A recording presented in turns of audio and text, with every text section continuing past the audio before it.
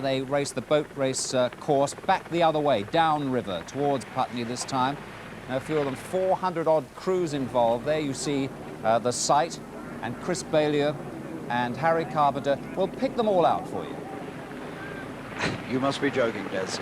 Anyway, the head of the river, as you say, is the Tideway's greatest spectacle, and it's just getting underway now. 420 crews, 32 of them from overseas, will row in procession from Mortlake to Putney. The boat race course reversed, and the crew that records the fastest time will win. It is not so much a race, more of a time trial, but there's bound to be some overtaking, and they're under their way. Now the first crew, and they go in the order in which they finished last year. So the holders, the Amateur Rowing Association's national squad, first crew, won last year, and they're leading the way in this procession from Mortlake to Putney, followed by the second crew of the national squad, and in third place is the Italian crew, Campania region.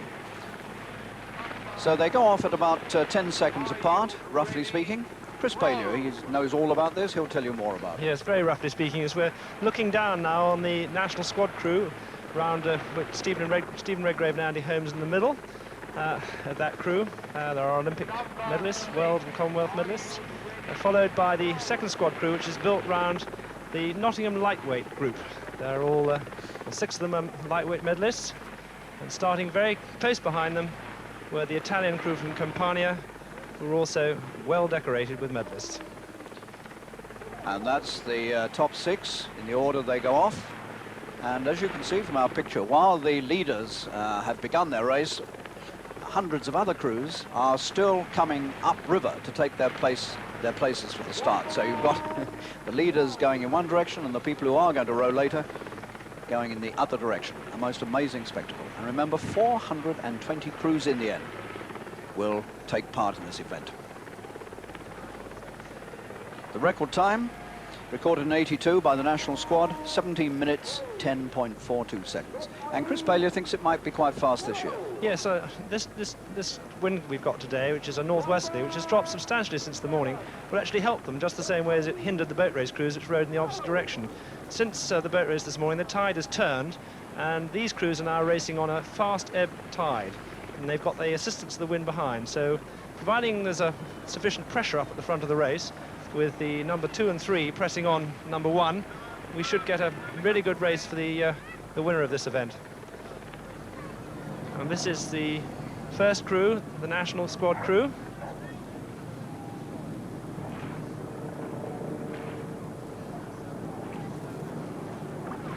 They come towards us.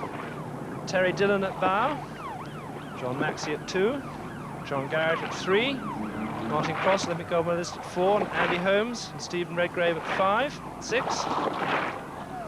Adam Clift at 7, and Richard Stanhope at stroke. They're coxed by Pat Sweeney, who coxed Stephen and Andy to their World Championships gold medal this summer. Barnes Railway Bridge, which is one of the timing points for the boat race, and again will be a timing point in this race. They've shot Barnes Bridge, the leading crew. The Amateur Rowing Association's national squad 1 leads the way from the second crew from the national squad, and then in third place the Italians from Campania. And the second crew, who are composed of lightweights, and in rowing we have 2 divisions, the heavyweights, who are unlimited size, and the first crew's average weight is pushing up on 15 stone, and the second crew in the middle of our picture, who are all lightweights, which means that their average weight has to be around 11 stone. They've actually got 2 heavyweights making up the crew today, but they're essentially all lightweights. The Italians, Chris, is this a new thing for them?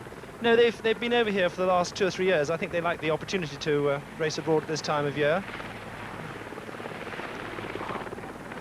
This is the Nottingham crew, who've lost their boats on the way down. They had a tremendous accident, and they're borrowing a boat today. There's Chris Bates, who's a silver medalist from the World Championships and a Commonwealth silver medalist.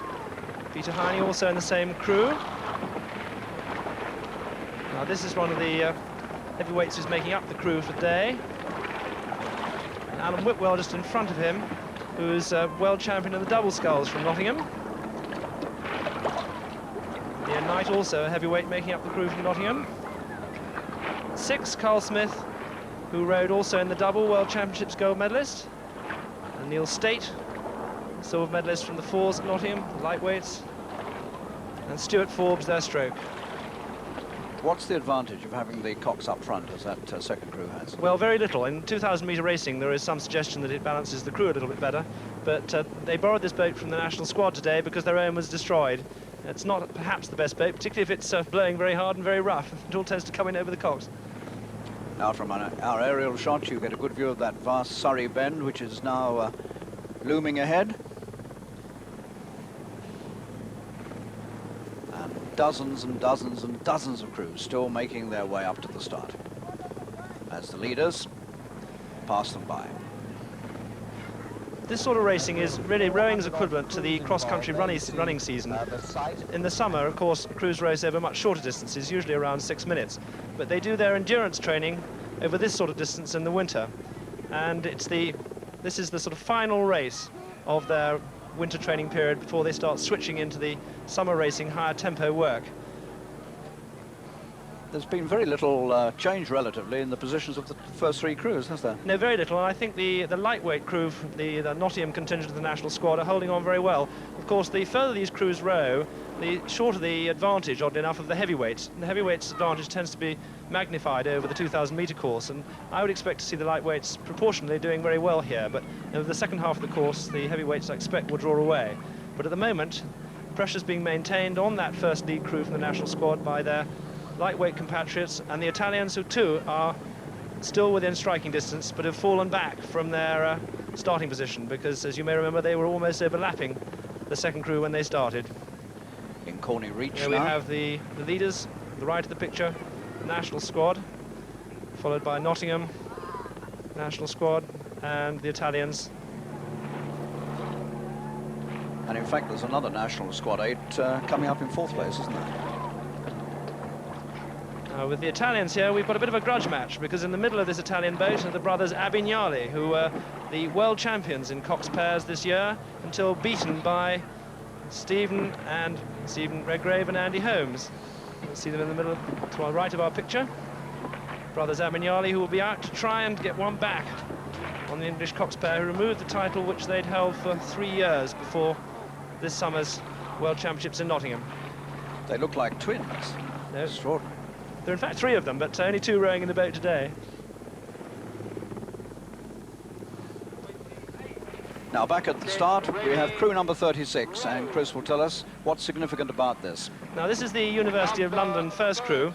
Last year, the University of London had 2 crews in the event, and one of them was disqualified, and the other received a time penalty for failing to pay attention to the umpire's instructions. So they were told to start further back. But they are a fast crew, and we anticipate them finishing well up in the first 10, and they are the crew that those starting up the front will be concerned about. The great problem with this sort of racing is that you can never let off, because you don't know whether you've won until the times come out. And now the leaders past Chiswick 8. You can see that little island there in the background, the famous Chiswick 8, which is approximately halfway, just about 2 miles.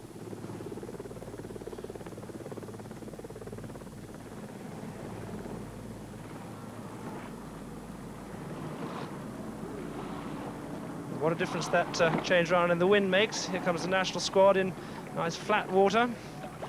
Tailwind down Chiswick 8, pushing them along. Looking towards that number 1, Terry Dillon there, 6'5", nearly 15 stone.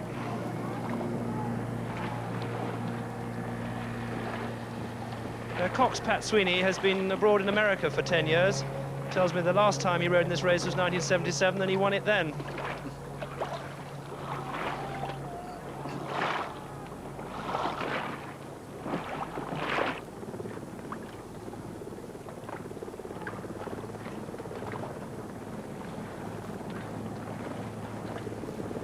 So they're coming in quite close to the Surrey bank. Yes, I think they'll be looking for the shortest possible route. They'll take the slightly centre of the inside line.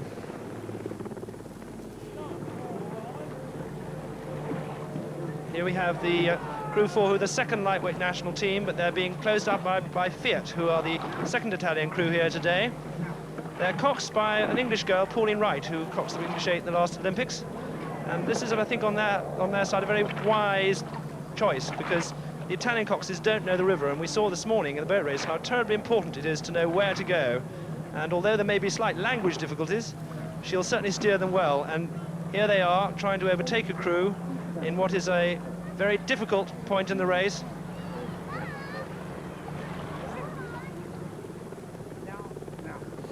And there you get a good aerial shot of the battle that's going on there between crews 4 and 5, the national squad, number 3 crew, and the Fiat Aviazioni crew from Italy. And the Italians are pulling level.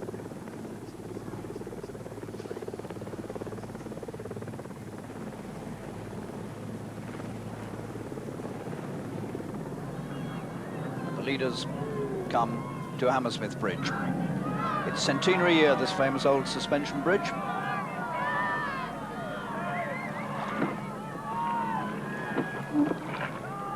Well, the first national squad crew seemed to, just after halfway, had taken about 3 seconds off their lightweight squad members.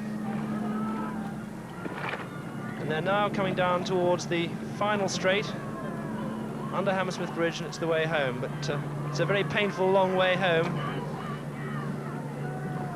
They've got to maintain this rhythm all the way down and increase the tempo as they come into the final mile.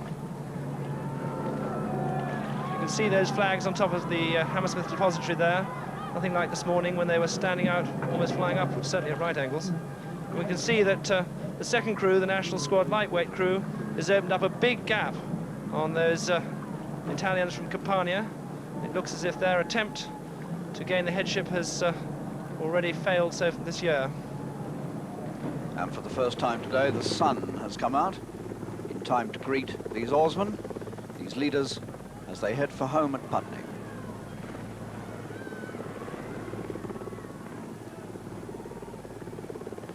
They'll soon be coming alongside the Fulham football ground, where the 3rd Division match is in progress against Port Vale. And the first squad crew is really not making very much impression on the lightweights behind them. There's a tremendous tussle going on here for first place. I would have said, if anything, the second crew has begun to close a little on that first crew.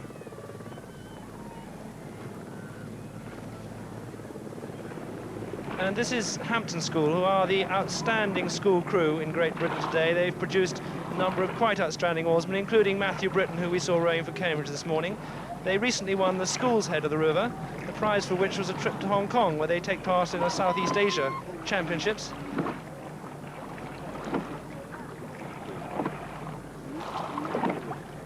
Trained by Steve Gunn, who's a coach to the Oxford Ladies crew. These are very, very tough youngsters, trained extremely hard.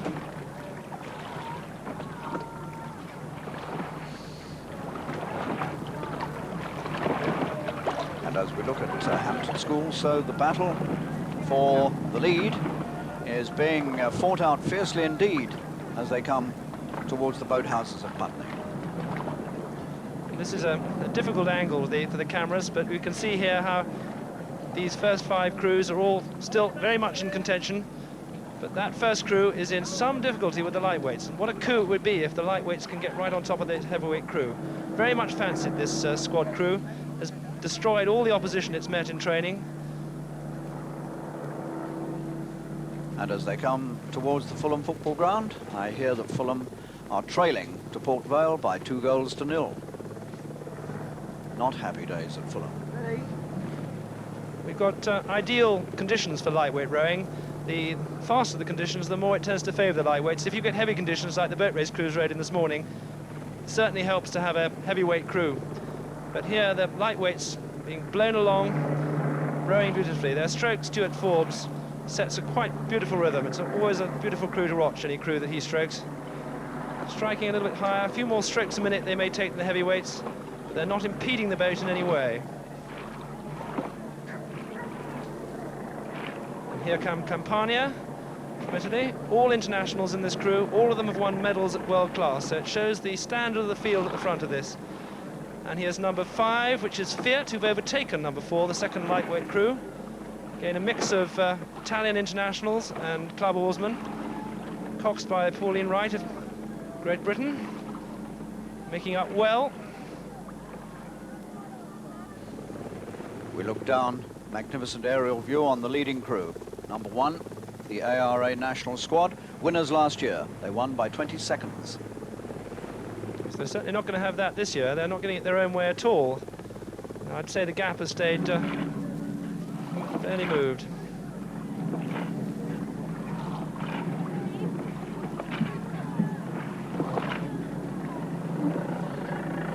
Be a very close thing indeed, isn't it, between these leading two crews? There's really not much in this at the moment, Harry. It's extremely difficult to tell from this distance, but on the basis that they started with roughly 2 lengths of clear water between them.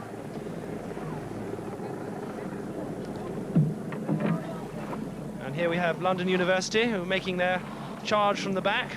Now they're going to have some slower crews to overtake, and weaving in and out of the stream can impede you a little bit, particularly if the crews in front don't get out of the way as quick as they're meant to. The idea is that the crews who are overtaking have right of way, and any crew in front of them should give way, but of course it doesn't always work that way.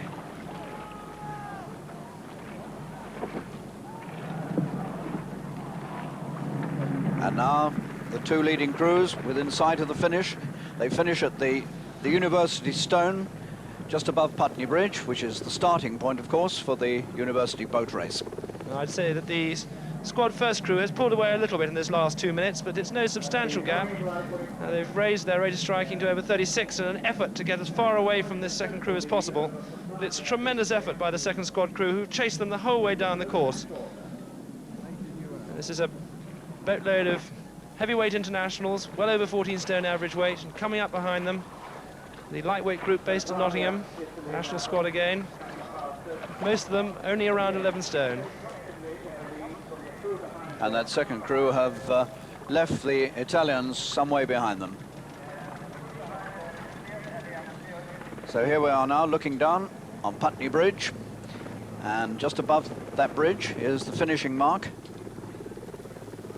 and they're almost there. A tremendous tussle there. The squad raised their rate up to 38. They're obviously anxious and they want to get out as far as they can.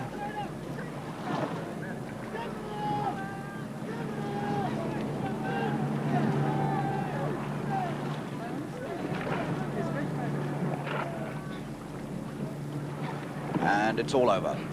The national squad first crew, last year's winners, are home again. And we have to wait now to see what their time is compared with the times of all the other crews that will be coming behind them. 420 in all. The winner, effectually speaking, will come from what must be the top 6 or so. I think so. I think it's very unlikely that anyone will come from further behind. In fact, looking at the standard of the crews, I think the winner will be held in the first 3 or 4. There's London University overtaking Tideway Sculler's second crew, nearest you in the picture, red and gold blades. London University making rather hard work of it. They're a big crew, and in this tailwind they may not find it too easy. And inside them again, the Hampton School's second 8. Good tussle there. You see the sort of problems you face in this long-distance race. The middle crew there is really the meat in the sandwich. 37? No. That's an astonishing picture. 39? No. 38? Hampton School. No. Building up towards the finish. We'll be looking for another good row to see them on their way to their trip to Hong Kong. And they've come up on 14 and overtaken them. Number 14 are London's first crew, pressed up on Hampton.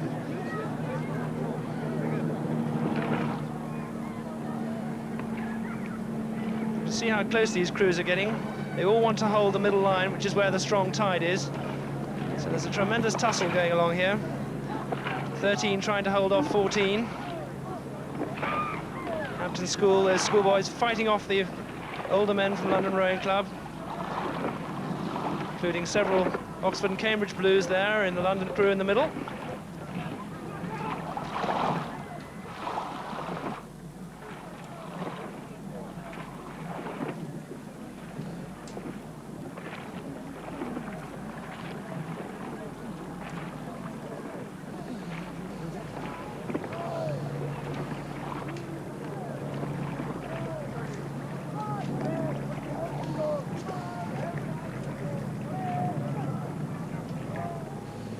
Well, this is the first time the boat race and the head of the river have clashed on the same day since 1967. The head of the river, of course, is an amazing event. For some, it's deadly serious, but for a lot of other people, it's a jolly day out. Let's hear from one of them. Your labours a moment. You're Putney Town? Putney Town Rowing Club, that's right. Well, yeah. whereabouts do you start this afternoon? 165. And is that a decent start? It's not bad. We're hoping to improve a little bit and see how it goes. What are you feeling about the conditions? Much improved from earlier, haven't you? Yeah, now the tide's changed, it should be fine. Once we've got the wind behind us, we'll be having a lot easier row than the Cambridge and Oxford crews did, that's for sure. And what do you feel are your chances of improving on previously? Well, maybe we'll get about 150, I don't know. How We'll see. seriously do you take it all? Quite seriously, yeah. I mean, how serious has the training been? Well, for Putney Town, quite serious. What does that mean? But it tells about 2 nights a week training, weekends out in the boat. And yeah, we've taken it reasonably seriously. A few head races before to get used to it. So And a few beers less than usual over the recent weekends? yeah, maybe. Good luck anyway. Right, thanks very much. Maybe. The man from Putney Town talking there to Gerald Sinstadt. And crew after crew now is finishing over this famous reverse course, Mortlake to Putney. We should be getting some times pretty soon from the leading crews home. We're waiting for those. Meanwhile, this procession, I keep repeating it, but it is astonishing that you can launch 420 racing 8s onto the River Thames at the end of March and produce a spectacle like this. The marshalling of these boats, getting them afloat and getting them to the start so that they all start in the order in which they're listed. It is an astonishing feat of organisation. And look at this for a little race going on here between these three. So we've got Hampton School just holding on to the older men behind in the London and the Bedford crew. London in the middle there, and Bedford on the far side. They had a real race down the last mile of it.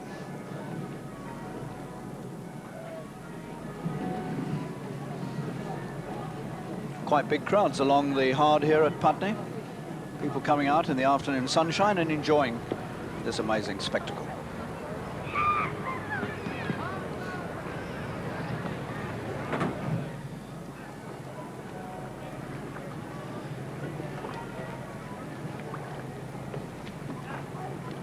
All the way up and down this river have been dramas. Everyone is having their private battles, overtaking, being overtaken, trying to stop being overtaken.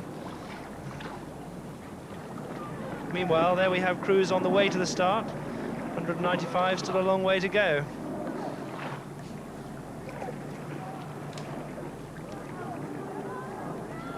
Yep. Liverpool Victoria, number 195.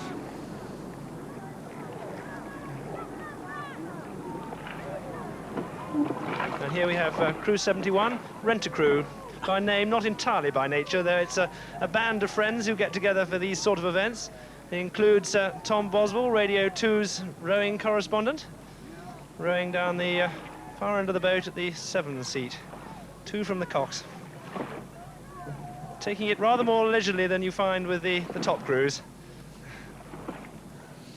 There we have London University making their challenge. Coming down to Barn Elms, they've got about 2.5 minutes to row. Of course, they don't know what's gone before them, so they've got to do everything they can to produce the fastest possible time.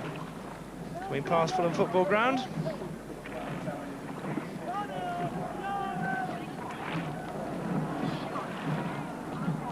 They've probably overtaken 1 or 2 crews.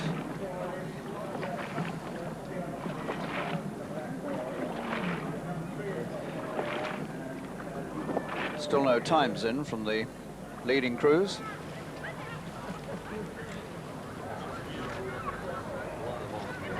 Good.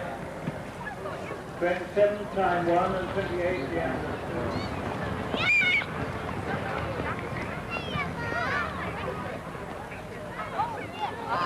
London's day out on the river. This is the largest 8s race in this country. It's almost the largest in the world. There's one race in America where they race throughout the day on a non-tidal river, which is bigger.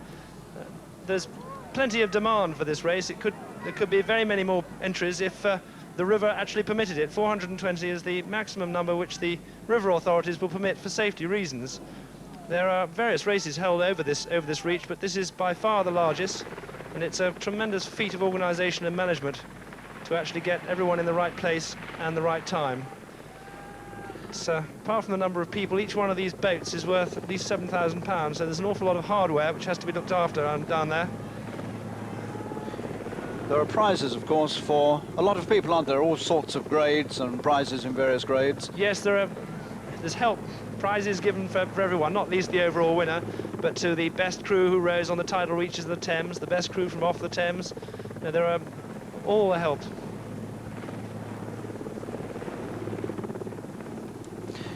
Now then, Gerald Sinstadt is talking with Mike Sweeney.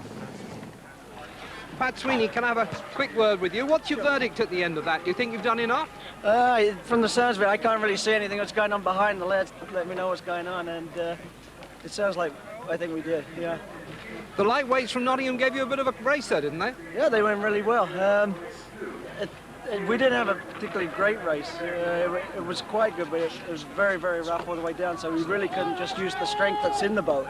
It was always running away, the water swirling underneath us, and it wasn't a very good plane just to work on, so it was a little bit, not quite right, but it was pretty good, but it could have been a bit better than we had. From the water side, it looked a lot better than it did earlier for the university cruise. Oh yeah, definitely, yeah. It was swirling underneath, it wasn't the breakers, but there was a lot of movement underneath the water, and there wasn't an even plane to sit there and actually work at. So, you make a bit of a habit of winning this, don't you? Not for 10 years. It's the first time I've done it in 10 years. So. And won last time? Yeah, 10 years ago. You booked your seat for 97? We'll see. We'll see. Well done. Let's come along and talk to Steve Redgrave and Andy Holmes here, if we can get that far. Steve, back in the 8 again, have you enjoyed that? That was quite enjoyable. We didn't hit a very good rhythm, it was a bit rushy and wasn't the ideal way for a big heavyweight crew to row. But I think we got there first, and that's what counts. And getting you in good trim for the summer? We're getting there. It's a long process at the moment, but we're getting there. And just a quick word with Andy behind you. Andy, have you enjoyed the race today? Yeah, it's all right. It's a long way, though. A long way, 17 minutes. Takes it out of it. You'd be glad to get back to 2,000 metres. Yeah, be a bit of a rest after this. Well done. Thanks very much, all of you. Well, those are the stars of this event, but Gerald Sinstadt's also been talking to one of the chaps who is not quite such a star. You are Mortlake Anglia and what? An Alpha Rowing Club. We're a combination of 3 clubs sort of amalgamated in the last 20, 30 years. Do you compete in this event regularly? Yes, we've been here since the very beginning, since the first head started in 1920. We've always boated from here as Mortlake. What does it offer you? Well, it gives us a chance to gauge ourselves against the best in England and in Europe. You know, we're just happy to compete and do our best. And how do you measure up against the best in Europe? Not very well, I'm afraid. We have good days and bad days, and we just hope today's a good day. Are you a serious or a social rowing club? Social rowing club, with serious elements to it. So have you slimmed down on the social side in the last couple of weeks? And in fact, we've picked up on the social side in the last couple of weeks. Yeah, rather than slim down. And planning 1 or 2 tonight? I think so, yes. Hope it goes well for you anyway. Thank you. Okay, bye-bye. We're beginning to get some provisional times through, and I stress provisional. And what we're getting, the information we're getting, there it is that the times are very fast indeed. We haven't got, in fact, the second crew down, but the leaders there, the National Squad 1, have recorded 16 minutes and 37 seconds. Now, if that's right, and it must be somewhere near right, that is well inside the record. The record stood at 17 minutes 10.42, which was set by the National Squad in '82. So here we've got, what, 23rd, over half a minute faster. And we haven't yet got the time for National Squad 2. The Italians have also broken the old record, rowing in 3rd position. That's the Campania region, Italian National Squad. Same crew that rowed here last year. That's an enormous amount of time off the record, Harry. Actually, I predicted at the beginning that these were definitely very fast conditions, but it just shows what happens when 2 crews can race over this course. And it's the first time that I'm aware that this time rowing with the tide has actually been faster than the boat race record. Boat race record 16:45, rowing from Putney to Mortlake. Now we see 16:37. But down the river, there are a crew, number 71, Rent-A-Crew again, with our Tom Boswell from Radio 2. Looking a little bit weary, perhaps, at this stage of the race, but getting there in style, if not with speed. Now, I think we see Tom at bow here. Yes, he 7 when he told me last. Tom at bow, our radio correspondent. I think he'll make it. Just. Only just. He's in very good company. He's got at least one Olympic bronze medalist in that boat with him.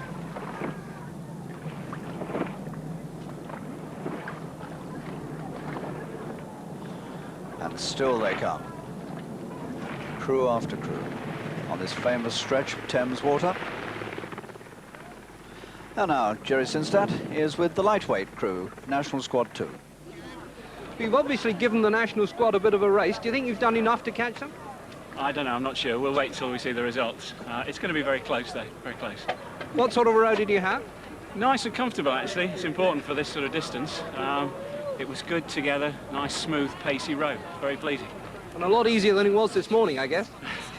Yeah, thank goodness the wind has calmed down. So what does this promise for the summer? Really a makings of a good squad for Britain? I think so, yeah. There's a lot of strength in depth now, and when we split into our special boats, then I think we can carry a lot of fitness with us. Well done, thanks very much. As we look down from our heli telly, still no news of that cruise time, that lightweight cruise time, which must be very close to the national squad heavyweight cruise time. That has been recorded at 16:37, which, as Chris Baillieu said, is astonishingly fast, an enormous lump off the old record.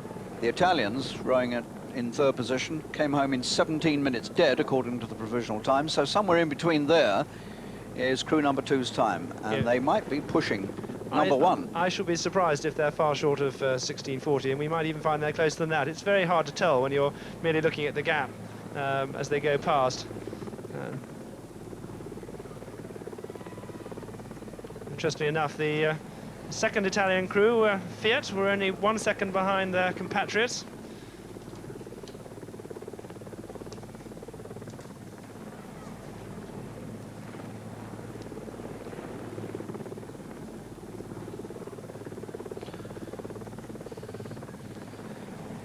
Now then, there's a young lady coxing, and we had a word with her a little earlier on.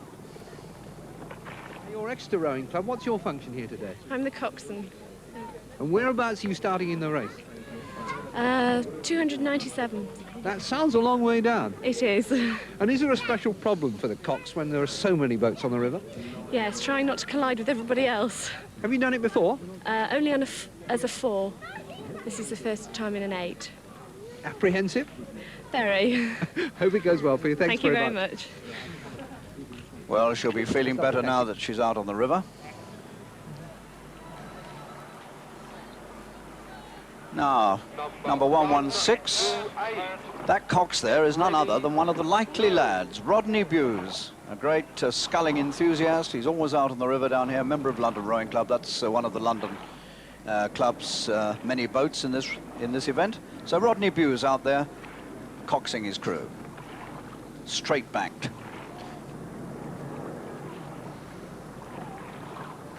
Now then, we've had an astonishing provisional time up.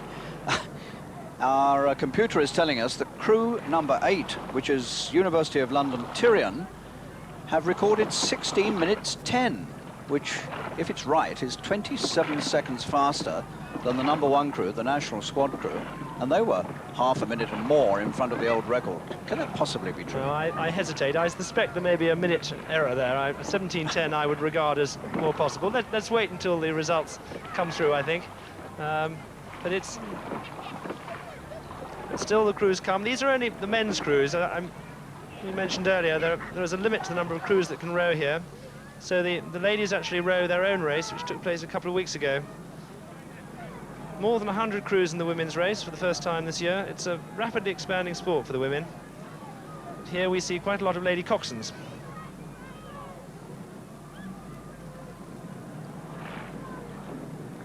Still they stream down.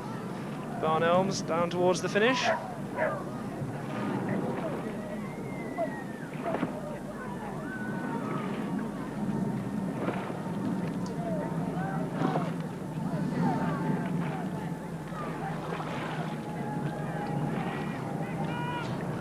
closer view. Rodney Bewes coxing one of London's 8s. Enjoying himself immensely, loves the river.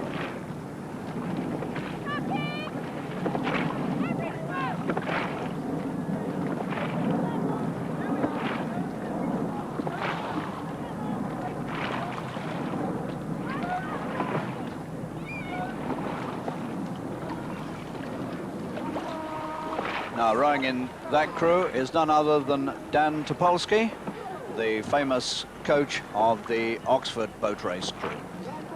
And Dan, of course, earlier today had another triumph with his Oxford crew. There he is. Dan was telling me he's rowed in every year since 1962 bar one. Dan Topolsky's rowed in this race. And on that occasion, he was on a trip around the Far East. So an appropriate moment to have a look again at what happened in today's university boat race.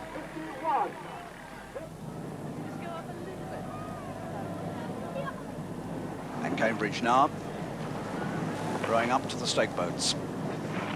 After all the problems we've had this year, it seems that we're moving to some dramatic Wagnerian... My word! And there is the Wagnerian climax, an enormous clap of thunder. And they are off. And the great cheer goes up from the banks of the Thames. And there's a wide divergence of crews here. Extraordinary, Chris. Yes, Oxford are already going for cover. They're going to look at, see if they can get the flatter water underneath the Middlesex shore. And there they hope that they may get the advantage of the Middlesex bend by rowing cleanly through calm water. They will lose the tide, but they'll actually have the advantage of smooth water. And you can see for yourself just how turbulent that water is. And oarsmanship, good oarsmanship, is going to be at a premium in these sort of conditions. Cambridge are using walls which aren't made of wood. It's the first time this has ever been done in the boat race. We'll see here whether they're going to be an advantage or not. It's important to remember that Cambridge have the more experienced oarsmen in the boat, but they are far the lighter crew. They're lighter and also younger, but there's some very wise heads on those young bodies. And Cambridge now really do have a big problem on their hands, because they've lost the advantage of the Surrey Bend, because Oxford have taken their water. And so, we're looking at one of the most remarkable stories that the boat race has thrown up in recent years. Here's a crew that had mutiny on their hands only a couple of months ago. They were apparently seen to have no chance at that point, as they had to reorganize, put new men into the boat. And yet here today, Oxford are coming home to victory in the 133rd University boat race, and they're winning by some 3 lengths as the flag goes down, and Oxford have won. They've overcome all those extraordinary difficulties, and how happy they are, and can you blame them? It's a tremendous tribute, I think, to all 9 people in the boat that they came through it, because everybody went through a pretty bad time, and as the weeks drew near, in fact this last fortnight, especially this last week, everything came together very, very well. So that was what happened here on the Tideway earlier today, and now in much better conditions. The head of the river is still going on. This is a crew from the east end of London, Poplar and Blackwall, and we can have a word now with the bearded member. Poplar and Blackwall. That's How long right. have you been competing in head of the river races? This is my first head race, first head of the river race, yeah. What have they told you about it? It's a long way, and we're likely to get very wet if the weather stays any worse than it is. Were you a conscript or a volunteer? No, I'm a volunteer, and we might have to conscript a couple of more guys. You're still short? Yeah, we've lost a couple of people on the way down here. They've just turned up. Oh, I've just heard they've just turned up, so we'll have a full complement. Bad map reading, not faint hearts. I think they might have stopped off for a small beer, I'm not sure. Thanks very much. Okay. And there he is in the boat. And that little interview gives you an idea of what this day is all about to some people. It's a wonderful day out. Row number 173. These are people who've just finished. They're coming down under Putney Bridge. The long row is over for them. And people still rowing up to the start. Quite astonishing. I don't know how many have gone off so far, but there seem to be 100 or more still waiting to go.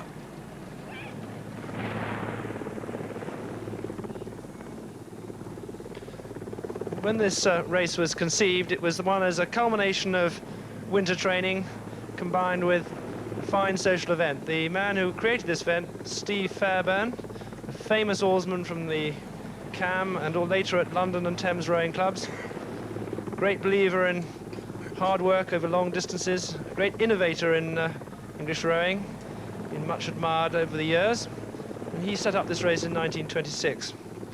In those days there were only 20 entries, and here we are at 420. How pleased he would have been. And we look down on Hammersmith Bridge.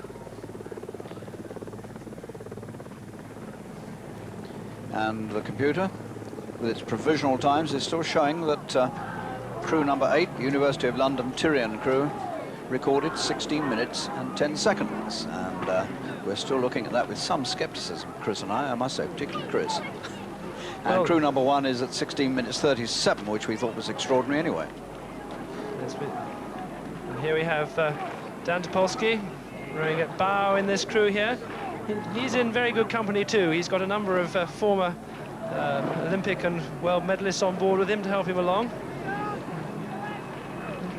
Well, I'm glad his crew doesn't row like him. No, actually, he's always been a very sound technician. Dan, a world champion himself at lightweight, never changed stylistically. He still does a lot of rowing himself. He's devoted to the river. And he's a great competitor. He rowed in the boat race at 11 stone odd, and he's always fought as an oarsman and fought as a coach. It's one of the reasons for his great success.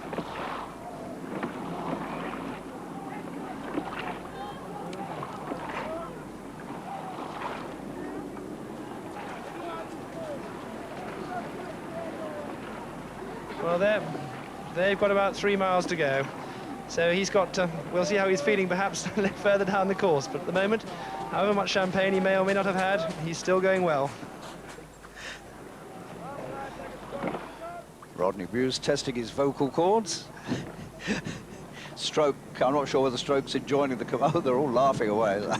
Stroke's a doctor, so I think he's just keeping an eye on making sure that the heart rate's not going too high with the rest of his friends.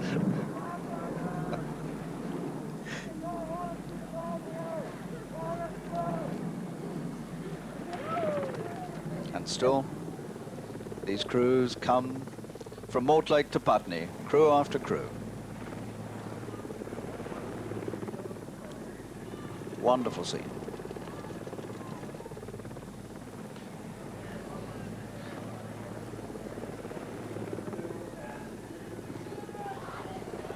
There's the biggest and just getting their nose in front of the city of Oxford. Good battle going on here as they reach the finish. That's the famous old Fulham Wall on the other side.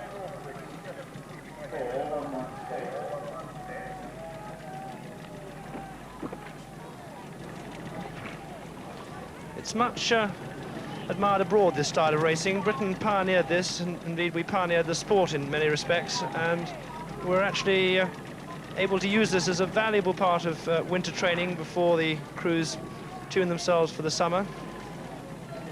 120. May seem not the ideal way perhaps to race, but everybody gets competition down the course, and it gives stimulus over a long course like this. No one's left out. There's always something going on.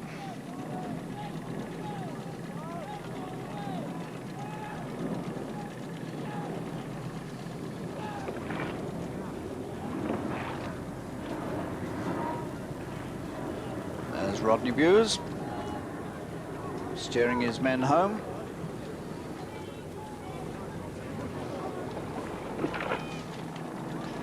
He's just the fourth of London Rowing Club's crews. They have the largest entry today. They have 10 crews entered from that club. Definitely a veterans crew. Oddly enough, the veterans have to race twice. There's another race for the veterans tomorrow. It was felt that there were an awful lot of veterans taking part in the main race, and that perhaps more young men should be let in, so they started a race for veterans on the following day on the basis that perhaps some of them would do just that, but most of them seem to be doing both. So we've got some very fit veterans on the Thames. Yes. And relief that it's all over. Crew 411 still going up to the start. They haven't begun yet.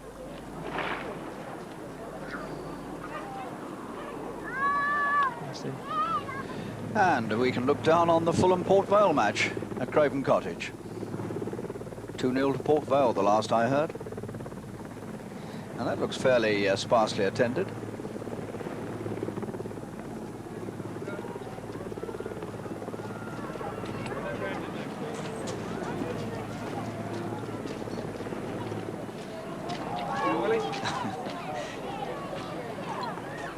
Young person there, wondering what it's all about, bumped about all over the place.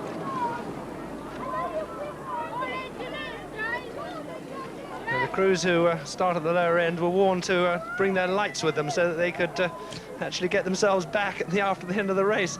They might have said they could do with windscreen wipers, as it's beginning to get a little bit dark in the background there. A lot of these crews do train at night, and there has to be very fierce river discipline to ensure that the oarsmen, who after all face backwards, don't run into one another. But the tideway down here is a hive of activity all around the year. And this, of course, is one of the highlights of the season, and the fact that it's coincided with a boat race has made a tremendous opportunity for everyone to see rowing. Meanwhile, we see Dan Topolsky making his way round the long Surrey Bend, which his Oxford crew rode so well this morning in the rough water. Smooth for him, but he seems to be keeping his form. This easy, relaxed movement. You heard in the earlier interview with Stephen Redgrave saying that they didn't settle themselves into a good rhythm. It's very important that the crew develop a good rhythm, and that comes from maintaining good pressure through the water and relaxation forward. Rowing is a continuous cycle which you mustn't break down. If one person or more don't keep exactly to the rhythm, it soon stops the boat running, and everything slows down, becomes most uncomfortable. We saw how nicely the national squad lightweight 8 were able to keep up with the heavyweights who are struggling. Well, the national squad lightweight's time has just come up on the computer. I don't know what's kept it back for so long, but crew number 2, provisional time, 16 minutes and 41 seconds. There it is, third down. And that puts them just 4 seconds behind the heavyweight squad.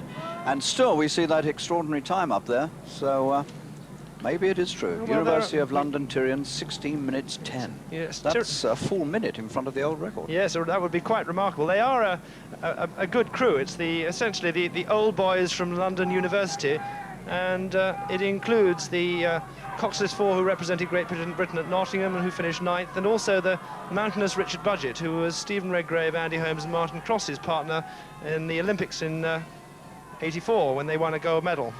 So they've got a good pedigree.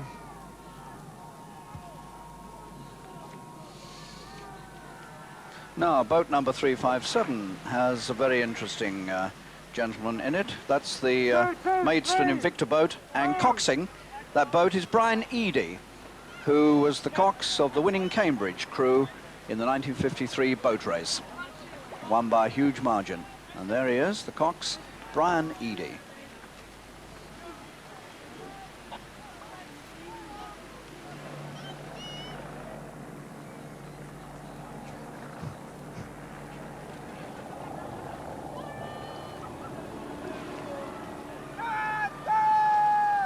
Majestic dark clouds coming over the Thames. Wind getting up just a little. The sun going in. Probably getting quite cold out there now. And now we have the time for crew number 36, which was the one of the leading crews last year, but because of disqualification started well down. As crew number 36, University of London, provisional time 17 minutes and 8 seconds, which puts them in 7th place at the present time.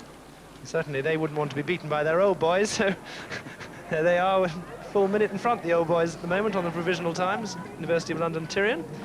And we see from the results that the first 6 crews have all beaten the old record.